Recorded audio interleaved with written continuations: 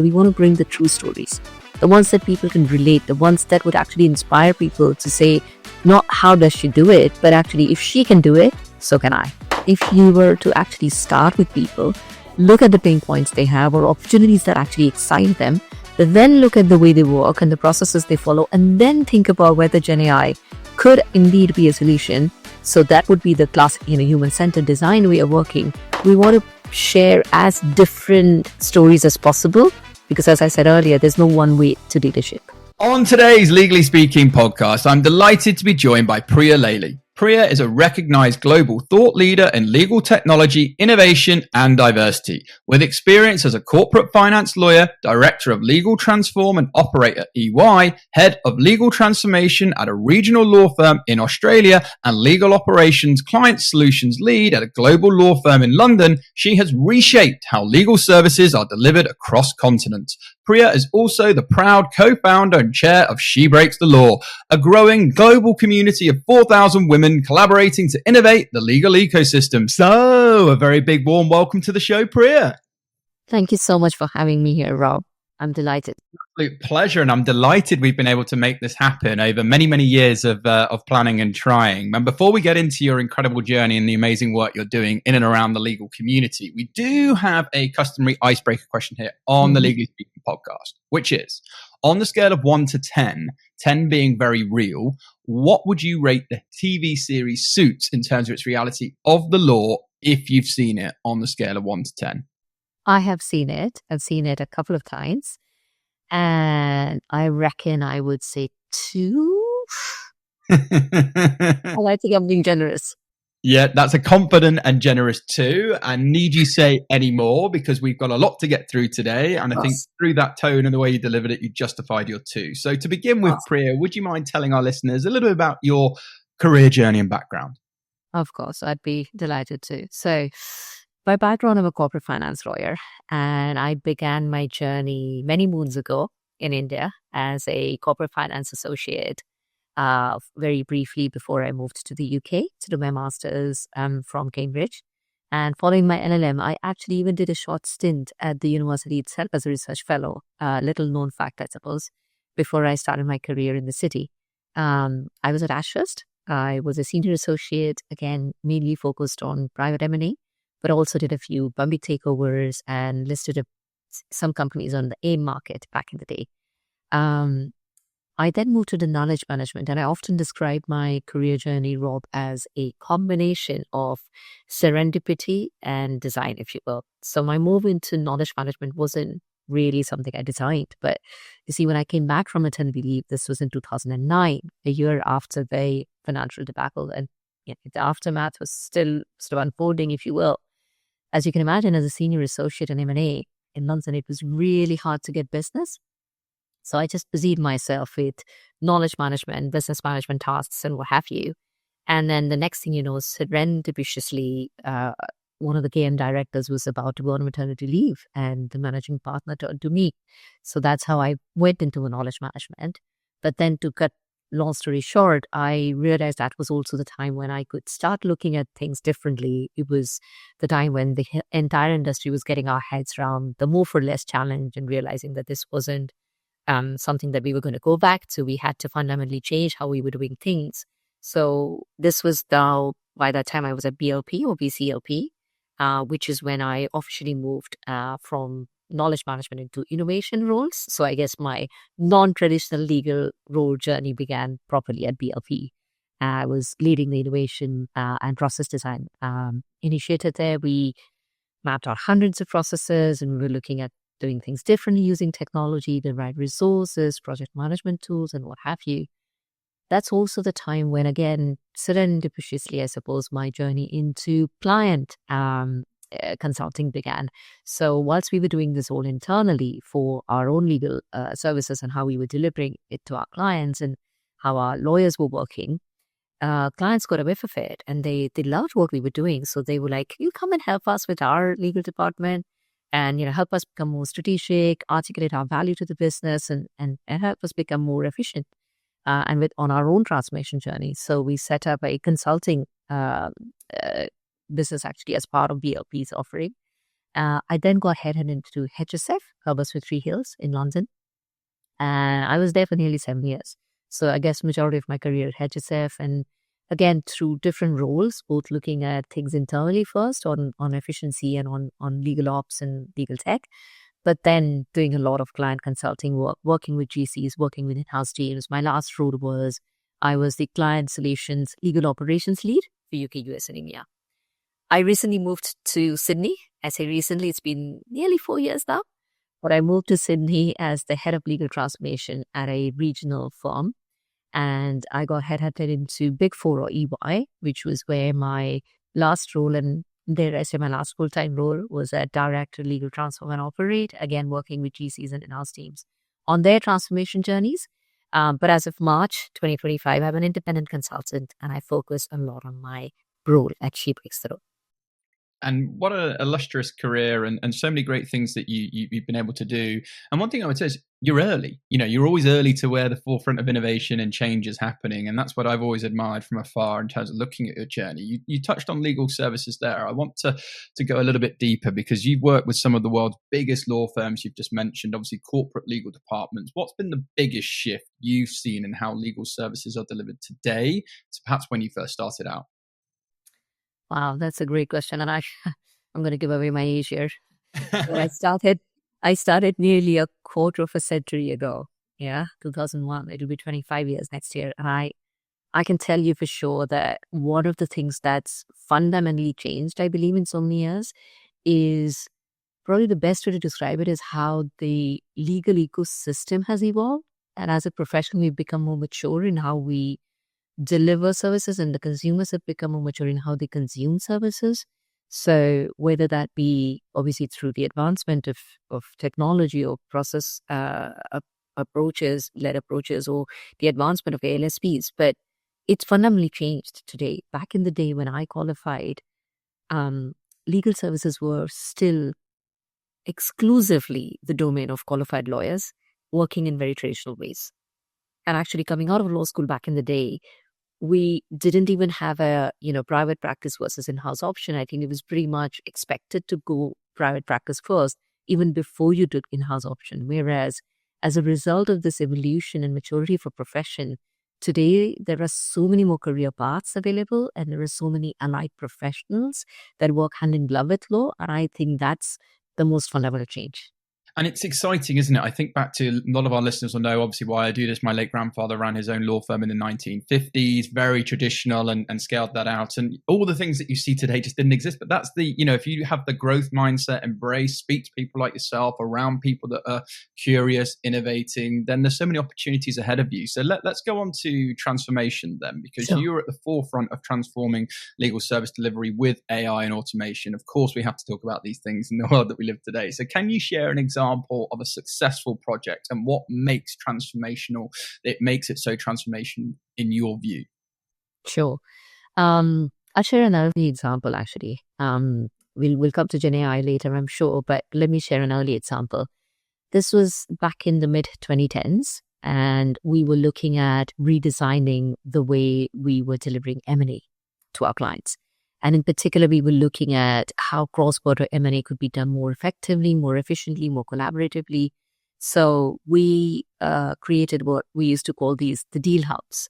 And the way I would describe it is like, imagine that there's like an app on your phone, except it wasn't on your phone, but essentially a single place where you could go in, you could create your project, you could upload all your documents, you could start your DD process, you could allocate it, you could create workflows, and you could make sure that you're actually collaborating in real time, because these were collaborative technology platforms. So you could all work wherever you are, irrespective of where you are in the world, at what time zone.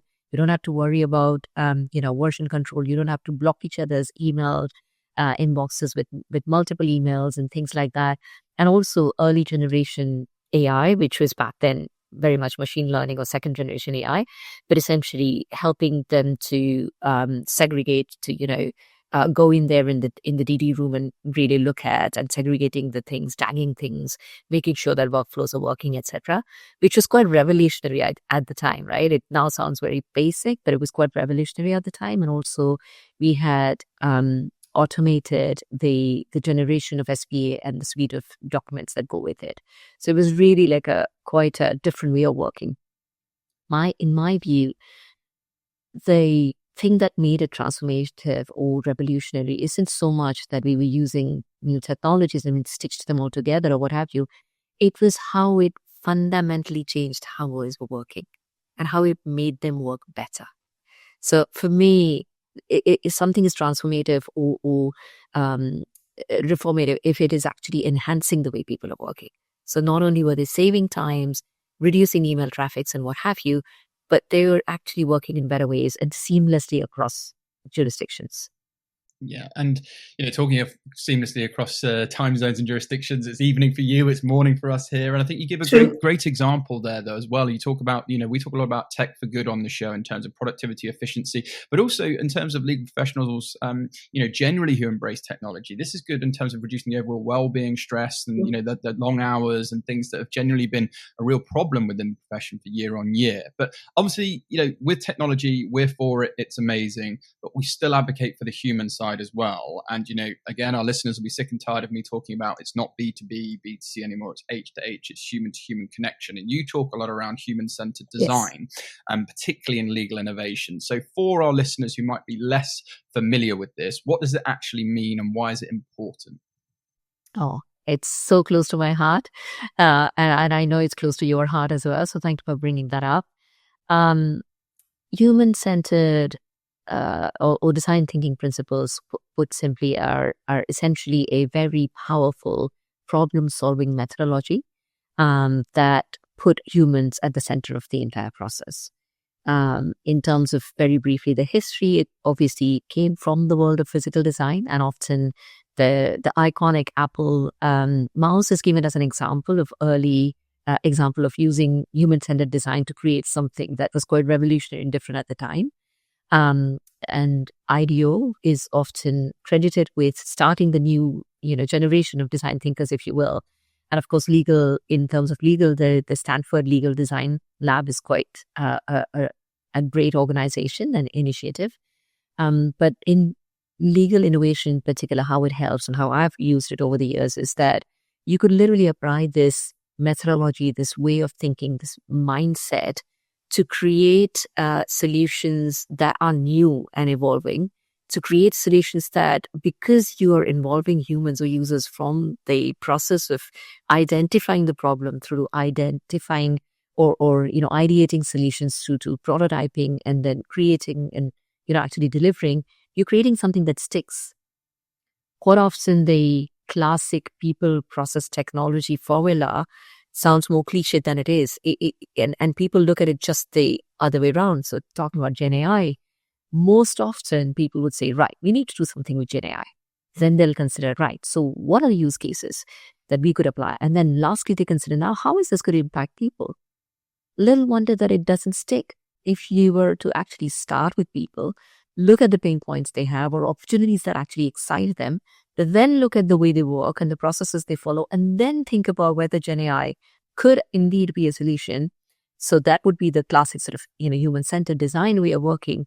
They would get far better results. And it's been talked about before, PI is just as important as AI, that people intelligent, understanding what's important to the individuals and working that way. And also it just helps with adoption. It helps with them feeling seen, heard, all of the great things. So let's stick with worldwide legal innovation because it's only going in one direction.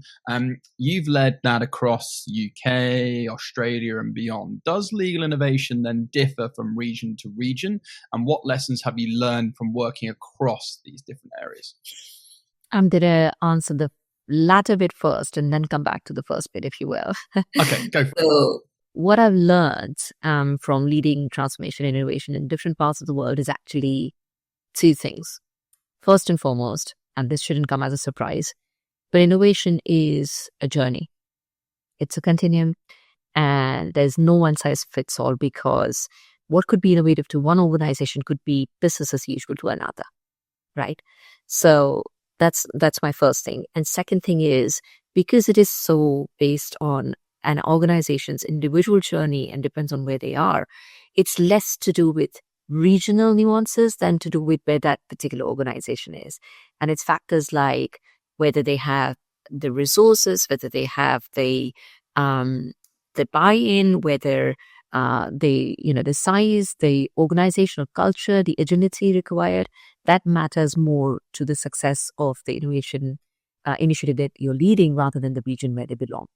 That said, coming to your first bit, whether there are actually any differences, I hate to make blanket or general comments. However, there are obviously some macro level trends or differences, right? We see in regions. So classically, for instance, in the US, we know that corporate legal departments and legal operations, in particular, large legal departments, are ahead of the curve. Simply because they have the size, they have the bandwidth, they've been doing this for a long time.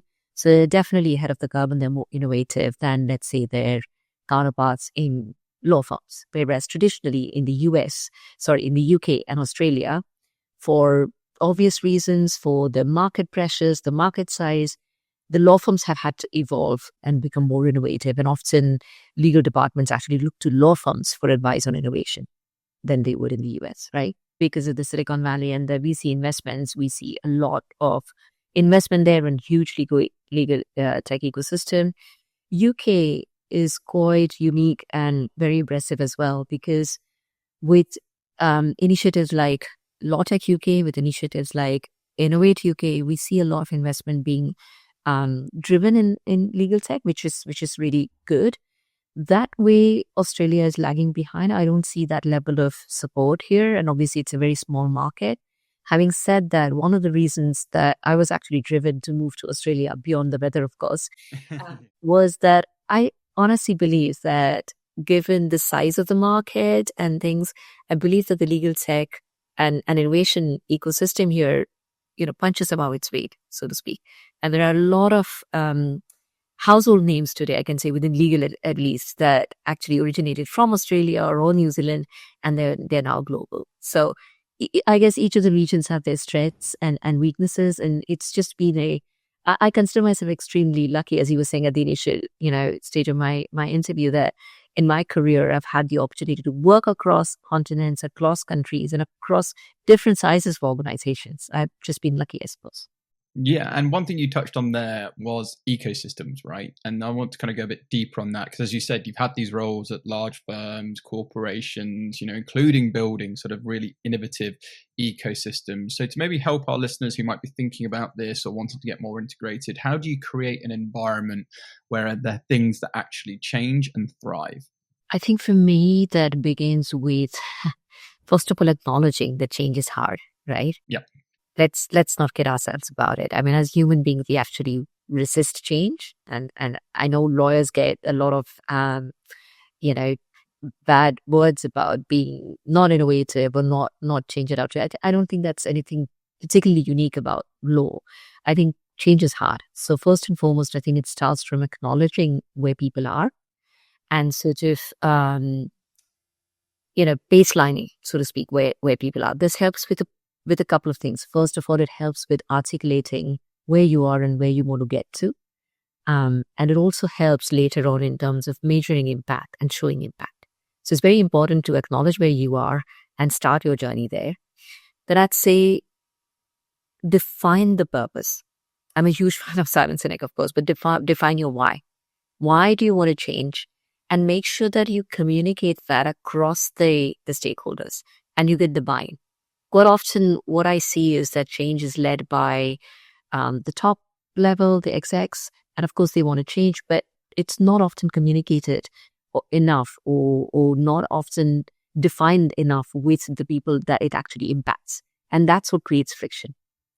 So this goes back to the human design or human-centric approach, right? If you get the buy-in from the grassroots who are going to be impacted, I think you get better results. So having defined your baseline, having defined your purpose, the next thing I would say is you need to find your champions and your early adopters. I call them the walking, talking billboards. Yes, I love that. Because storytelling works, right? Storytelling works. As human beings, we're driven by that. And what better than to get another human being who are like them, who they can relate to, associate to, telling them how effective it has been either for themselves or their clients. And my last tip, and I think you're going to like that as well if you like my walking, talking billboard, is I call this the magic key. And that is your principal of your key stakeholders. Now, in the case of law firm lawyers, because I've worked with both, right? So in the case of law firm lawyers, it's your clients. In the case of corporate departments, it's your C-suite or your business stakeholders. I call them the magic key because, the classic, the way to an attorney's heart is through their client is absolutely true. So the minute you can get them involved in your innovation or change initiative, I have seen the stubborn of the people, the stubborn of the lawyers get involved. Are you a solicitor still stuck in the office while everyone else is on a sun lounger? Clio, yes, the legal software loved by over 150,000 legal professionals, wants to help you switch off this summer. With Clio, you can manage cases, clients, billing, and even client onboarding all in one place from any device. That means less faffing around with paper files and more time for ice creams, staycations, and just putting your feet up. And here's the best part. Sign up by the 31st of August 2025 and you'll get 25% off your first year of Clio.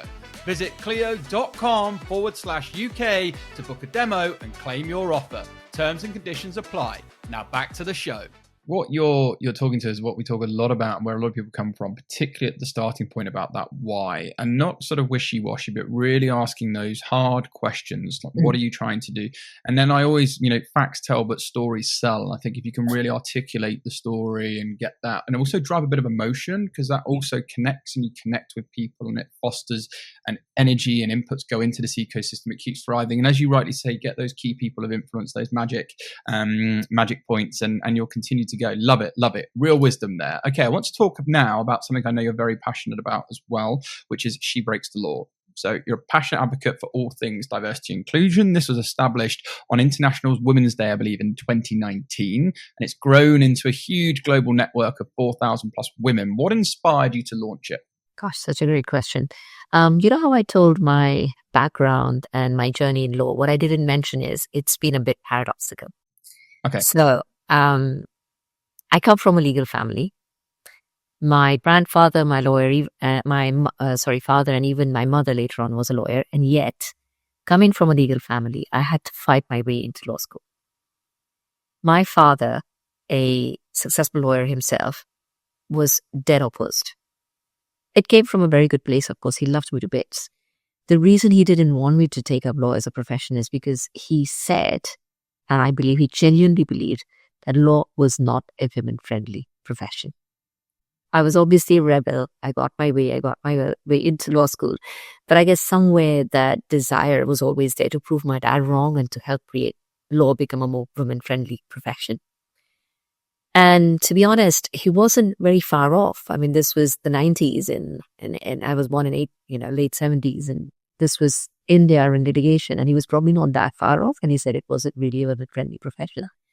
But even in my own career journey, as I, charted my own path and I moved from countries and continents and I moved from traditional legal practice into, innovation roles, or I, moved in different environments, I often felt alone.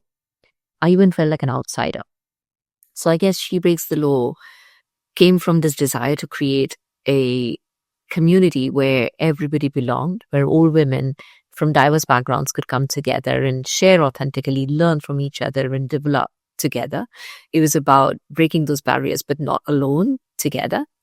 And then it was just a chance meeting, to be honest, at the end of an innovation conference in London. I happened to meet my co-founders and share our views, and we just clicked, so to speak. So we started She Breaks the Law with two main purposes. One was to try and break down barriers and silos, because often, there are just lawyers and not even allied professional lawyers and non-lawyers, and we hate that, obviously. We need all to work together. There are also, organizations that are competitive. There's not much collaboration. So we wanted to break down silos between disciplines, between organizations, between geographies. And the second was we wanted to shine a light on relatable role models. Often, especially when it comes to women leadership in law, the narrative tends to be quite negative. Obviously, people look at the the leadership level in law firms and in equity positions in particular, which is quite awful, frankly. But that just tells one part of the story. We believe that leadership is in more than one forms, and we want to shine a light on all forms of leadership. So that's how She Breaks the Law was born. I love the origin. So many things that I've been told. Think back to actually launching a legally speaking podcast in terms of no one's going to be interested in legal podcasts way back when we started, or it's not possible to launch a podcast, or it's not the right thing to be doing. And, to your father to say something to you and it kind of sparks something in you and it's kind of driven you forward to be the change. Because if you can't see it, you need to go out there and be the change. And, again, listeners will be very familiar with me talking about we is greater than me. And if you want to go fast, obviously go along alone. But if you want to go further, obviously you need to go together. And I think you're doing a great job of that with She Breaks the Law. I want to go on to She Shares now, because this is a part of your community. It's a signature initiative, I believe. So would you mind telling us a little bit more about it? Of course. And before I do that, just something very similar to what you said. There are a couple of philosophies or mottos, I believe, that have really inspired me and my own journey, which is, like you say, the go far and fast bit. The other thing is, you can do so little alone and you can do so much together. Helen Keller's, quote and She Shares, I guess, is all about we rise by lifting others. So that's another one which is very close to my heart. And yes, She Shares is one of our signature initiatives, and it's actually one of the one that's most closest to my heart, because we have number of things. The network, obviously, which is She Connects. She Develops. We do a lot of skills-based programs and trainings as well. But She Shares is an initiative where it's all about that, shining a light on relatable role model. And we purposely look to bring those stories to light that are both well-known, but probably known in a different way, and also unknown. What I mean is, often we see successful women and we think about them like, wow, I have no idea how she does it. Like, amazing, 3 children, 3 businesses. It's impossible. I can never do it. Right. And that's often not the truth. The truth is she's just about had as messy, if not messier life as you have, but she's stuck around somehow. She's been resilient. She's either found mentors or she's done something differently. So we want to bring not the airbrushed version, but we want to bring the true stories, the ones that people can relate, the ones that would actually inspire people to say, not how does she do it, but actually if she can do it, so can I. So that's what She Shares is all about. And this year, for instance, for our International Women's Day initiative, we asked for nominations, and we're recognizing 6 change makers, and again, getting them to share their stories. And they come from such diverse backgrounds. One is a legal tech founder in India, another is a community builder in the UK, yet somebody else is one that created a movement within a law firm in the US. So we want to share as different stories as possible, because as I said earlier, there's no one way to leadership. No, and it's beautiful what you're doing. I have to say, and we fully support all the amazing work that you're doing. One thing I want to talk about now is the No Women Left Behind report. I believe in 2024 you published a very influential report, which was obviously No Women Left Behind: Closing the Agender Gap in Law, in collaboration with the Next 100 Years Women in Law, founded by obviously previous guests of the show and future President of Law Society of England and Wales, the wonderful Dana Denise Smith, OBE, I should add, and also Linklaters. What was the purpose of the report, and what were some of the most surprising results from it? Wow. Yes. And first and foremost, a big shout out to Dana for everything she does. A huge fan and just privileged to have collaborated with her and love everything she does. So what the purpose of the report, rather than the purpose of the report, what got us thinking about this and why we even did this research was a couple of things. This was early 2024 when we started looking at this thing. And so literally just a year and a bit after ChatGPT was unleashed on the world, so to say. And already some very concerning trends were coming out, Rob. So in sort of published reports, for instance, from Berkeley, Harvard, and Stanford, there's a huge report which is not just in legal, but actually across professions and across geographies. And it noted, and I quote, it said that right from mothers in Mumbai to managers in Madrid, women are less likely to use Gen AI. So it was across the professions. And that was worrying.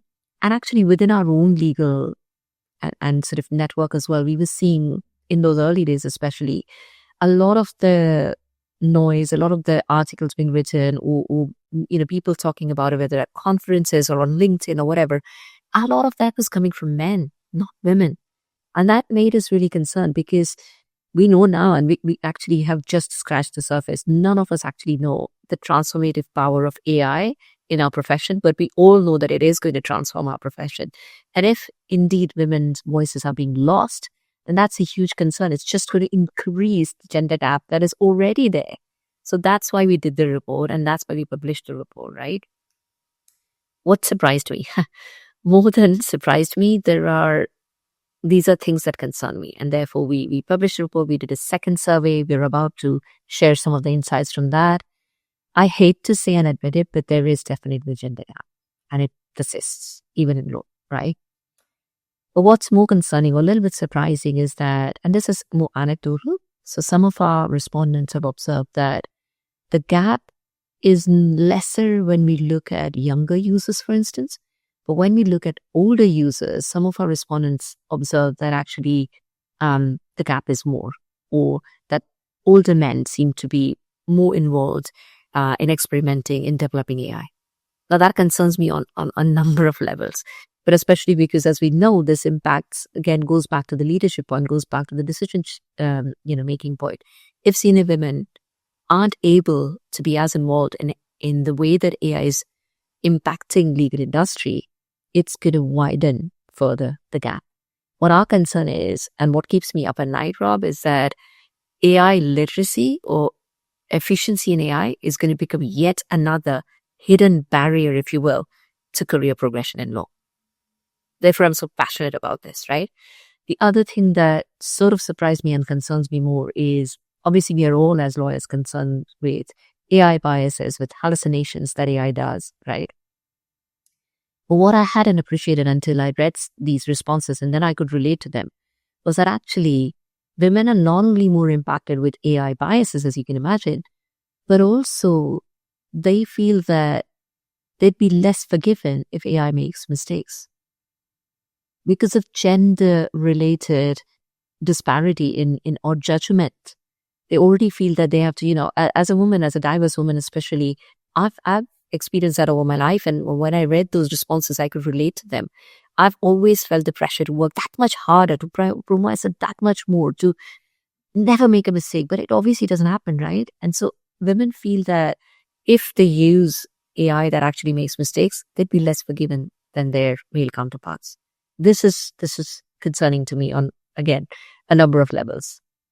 And this is why we're very passionate on the show about having the conversations that matter and having the voices like yourself that are pushing for change, trying to raise awareness, but also find solutions. I think it's important. Anyone can flag a problem, but people actually go out there and really build and try to work towards things. So we commend the work you're doing. And as my late grandfather said, though, a person who never made a mistake never existed. We're all human. We're all going to make mistakes, and we all should be treated equal in that regard. Okay, let's talk about the future. You've done a heck of a lot already in terms of She Breaks the Law, but I know you, and I know the people around you that momentum is building, so you're not going to sit still. So what do the future plans look like? Tell us as much as you can. Sure. I'd love to tell that, and then I'd love to come back to the point that you made earlier about actually doing something. But anyway, let me talk about future of She Breaks Law and what plans I have in the medium term. I suppose I want to focus more, and now that I am an independent consultant, focusing more on my role at She Breaks the Law, I'm finally able to do more, I think, with She Breaks the Law. It's been 6 years since I started it, and of course, we've come from strength to strength, but I want to focus more on our initiatives like She Shares. I want to focus more on in-person events. And at the back of this report at She Breaks the Law, we've started the Women in Legal AI initiative, and I want to host some roundtables, both in person and virtually. I want to continue the dialogue, because going back to your point about action, our research or this effort is not just academic curiosity, right? It's to actually spark conversation, but then to actually see change happen. And with that see change to happen, I think that it's not just about advocacy. It's about actual initiatives. It's about building that momentum together. So that's would be my focus in the sort of medium to long term. And very, very futuristic. I have some kind of really big plans that I don't want to really spoil right now, but also, conscious that it's just what, month 2 or month 3. So, we've got to go slow, and it's about building sustainable community, because obviously the way we've had hyper growth of the community, it's been really hard to service the community to do as much as I would have liked to. So for now, I'm not focused on growth. I'm focused on sustainability, and I would love to partner with organizations, with people such as yourselves who feel passionately, who share our values and vision, so that we can do more. Yeah, absolutely. And look, collaboration is domination. We talk about it all the time here. And, it's great that you are doing that. And we always say, look, ideas die at the graveyard unless you take action. And you are taking action, and you're going out there. And yeah, I absolutely agree. Everything you're doing is wonderful. And I love your approach to doing it as well. I think that's important, particularly in legal and building trust, to actually get the adoption, to get that traction, to get the momentum. One thing you touched on earlier, which is something I'm very passionate about, and I encourage our listeners to really go out there and get, particularly from a young age, a 360 board of mentors, in my view, someone beneath you to decide if you, above you, different industries, different verticals, different horizontals. But you're passionate about this and empowering others. So tell us a little bit more about what would be your top 3 tips for students exploring perhaps alternative career paths rather than a traditional route into law. As we mentioned before, there's so much out there now. Wow. There is so much out there. And I really, really, first of all, I'm excited in terms of the new students. And I think that's something that actually I was discussing with somebody the other day, how, especially with the advent of Gen AI, there seems to be a lot of scaremongering going on, for the lack of a better word, or concern around the future of the profession, or how are we going to train people, or what are we going to do. I think we need to focus on the opportunity that this offers, rather than focusing on, the limitations or how we're going to train up our next generation of lawyers. The reality is actually the next generation of lawyers will come up with things that we haven't thought about. You're still thinking in very traditional ways. So anyway, in terms of if young people are looking at different career paths, I think they should first and foremost start by exploring what those paths are, by meeting up as many people, having as many coffees and emails. And I realize it's not just me, but everybody I speak to, they do go out and they want to help the youngsters, right? Everybody wants to take out time as much as they can to help out. So people will be surprised if they reach out to people, cold, so to speak, on LinkedIn or Insta or wherever you are. Chances are at least 1 out of 10 people might respond. And you go out for that coffee, you find out more about what they're doing, what inspired them, what advice would they give their younger self, and the likes. And then look at your own skills and strengths, right? Look at what excites you. Look at what, where you need to grow more. What area do you want to learn more, and things like that. Because often, this goes back to the why point, because often people just want to, I've just heard about this, so I might do it. My mate is doing that, so I might do it. And I often question, that's okay. But you have also got to understand and have a bit of self-awareness before you go and explore these paths to get the most out of it. And then my final or third tip would be not to limit themselves, not to think that, the traditional way, again, when back in the day when I started in law or you started in law, it was pretty much a sort of, careers were looked at as a ladder. Today, it's a jungle gym. So explore a bit, go on and try different career paths. And people might say, well, it's easier said than done, applying for jobs, this and the other, but volunteering, getting an assignment, getting an engagement, getting an internship. There are so many easier ways to try different things and to actually, because one learns the most by actually doing things. So I would encourage people to try to do that. Yeah, so many things. I'm just nodding here in agreement with everything you said. I think the first point I'd pick up on there is don't always think about what if it goes wrong, what if that job won't exist anymore. Think about what is rather than what is. What is the opportunity of actually taking this? What is, where we can go? And I think if you flip that mindset rather than what if, it'll be great. Absolutely agree. NSN, I talk to everyone and all people that I mentor and work with. Never stop networking, get out there. And the most powerful question you can ask anyone is, can you help me? And I think if you Yeah. offer that, people most likely more times than often, you'll be response to actually yes. And don't fall into this shiny object system where everyone's doing something, so I need to go look at that. Come back to what's important to you, like you said, or what you're passionate about, or what you're trying to do. And I love that you talk about self-awareness and self-accountability, because one of my mentors said very early on, Rob, start your businesses, go out there, but if it's meant to be, it's up to me. It's going to be hard. You need to take self-accountability, be self-aware, have high levels of EQ, and get out there and get busy. And I've always stayed true to that, because at the end of the day, it's very easy to point that finger, but there's more fingers pointing back at you. So I love all that wisdom you just shared. One more question before we let you go today. You have so many leadership qualities, which you've been able to articulate brilliantly over this whole podcast. You served as the advisory board of Cambridge Women in Law, have and been a speaker at so many prestigious events around the world, and won an array of accolades that would be too long to mention. So having worked across multiple jurisdictions, quality, what are some of the key qualities you would say are essential for good quality leadership? Leadership has always been about people, right? Yeah. But now more than ever, that is central. Yeah. In the advent of Gen AI, in the advent of technology, when we really don't know what careers or what skills are going to be important in the future, one thing we are very sure about is human skills are going to be even more important than ever before. And leadership has been the paramount example of that. As we've, all, I'm sure, used or said or experienced ourselves, leadership is fundamentally about developing others. It's not about managing people. And it's fundamentally about finding those qualities in people and helping them achieve what they want to achieve, right? So it's never been, a leader is never about the person who's the brightest or the cleverest. It's always been EQ over IQ. But I think in today's day, there's another Q that we need to be aware of and we need to nurture, which is the AQ, or the adaptability quotient. So not only do you need a good EQ, emotional intelligence, empathize with people to help them, you also need to be adaptable, because nobody knows what the future is. And it's evolving so fast that to be a good leader, you need to have that ability to adapt yourself and to help your team adapt. That I think is going to be very crucial. Yeah, and I think you need to genuinely care, and it's well known the only constant in business is change, right? And you need to be open to adaptability. And I guess maybe just one quick follow up on that, because it's a great point that you've just raised. What would you say to someone who is ready for a change but perhaps hesitant to make that move, be that in a career or starting their business or looking to disrupt in legal? Just do it. Yeah. Like Nike, just do it. I mean, this goes back to I think one of the things that we want to chat about, which is, often I believe that what stops people from doing what they really need to do is often themselves. Yeah.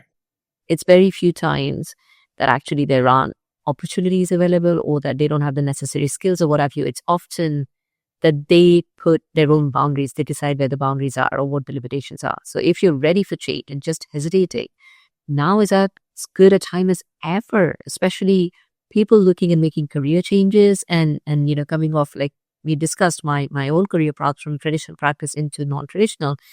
Back in the day, coming off the earning role meant taking a salary cut and possibly, reduced prestige, or, it was different. These roles were considered support roles.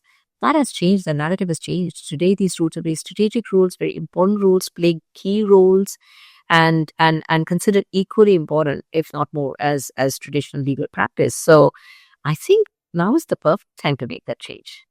Yeah, exactly. Not one day one, right? And I love that you used the Nike example, because a lot of people say, if it was just do it, it wouldn't have worked. The just is the key word on that tagline. Just do it. And it's so powerful. And done is better than perfect. Perfect never gets done. It's better to start scrappy and start having some perfect action, imperfect action over perfect inaction. And I always try to get people to frame it in terms of, look at it as you're being selfish by not actually doing this, not actually going out there. If you believe in something can make something better and you can actually go out there and do good, I think it's a selfish act to not take action on that, and hopefully switch that mindset for you, because if you don't risk anything, you potentially risk everything. This has been an absolute masterclass, Priya. Really enjoyed learning more about your story and obviously She Breaks the Law we've been following for a very long time. We have so many mutual friends in and around the world of legal, and I'm sure we'll collaborate more in the future. And if our listeners want to follow you or learn more about She Breaks the Law, or indeed the initiatives you're getting up to, where can they go to find out more? Feel free to share any websites or any social media handles. We'll also share them with this very special episode for you too.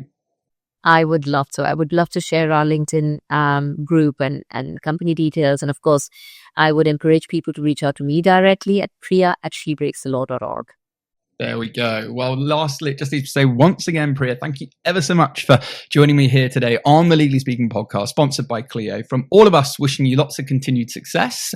For now, though, over and out.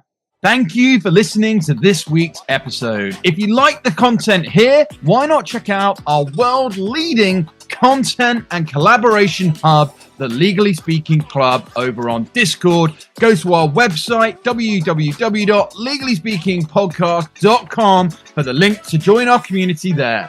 Over and out.